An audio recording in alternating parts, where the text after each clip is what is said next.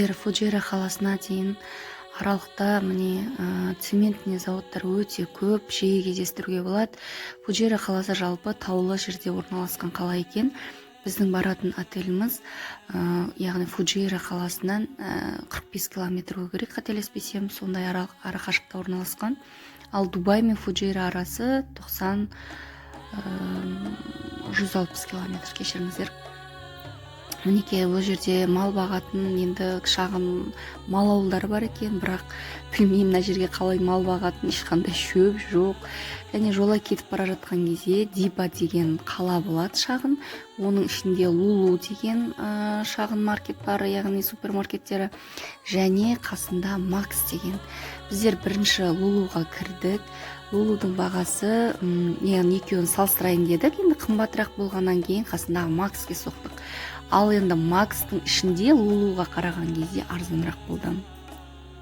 Егер барып жатсаңыздар, міндетті түрде бірінші Максқа барыңыздар. Біз тек осы екі супермаркетіне кіріп қана үлгердік. Тура біздікінде біздің Анвар Дина секілді, бірақ бізге қарағанда бағалары арзан. Енді нутелласының өзі, енді кішкентай түрі ғой, осының үлкен түрі болды. Бізде олар 3000-нің үстінде болса, бұл жақтан 1800-ге примерно сондай бағаға алдық, соған жетер-жетпестей. Енді арнайлап келгеннен кейін дәм тұз бірдеңе алу керек болсаңыздар, осы жерден алсаңыздар болады. Мінекей, бұл жақта яғни техника нелері барлық арзан болады екен. Сосын соткалар арзан, мысалға айфондар, оған кейін тоқтала кетемін. Біздер Дубай қаласынан алған болатынбыз, яғни арзан.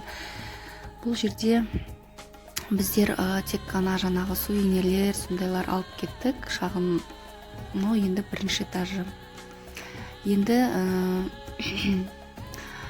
мінекей, мына жерде сувенирлер, мына жерден кружкалар алуға болады. Мысалға 5 дирхам дейді, 6-7 дирхамнан сондайлардан бар. Яғни біздің ценамен ол 501 теңге немесе 1300-1500 теңгедей, сондай толар толмастай. Өте жақсы. Осы сіздерге осы Макс деген супермаркетті айтар едім. Жолай. Енді әрі қарай Фуджейра қаласының өзіміздің отельге қарай жол тартамыз. Бұл жолай кездесетін, яғни Диба деген қаласы. Тура жолдан Диба мен біздің отельдің арасы 10 минут, бірақ енді такси өте қымбат екен.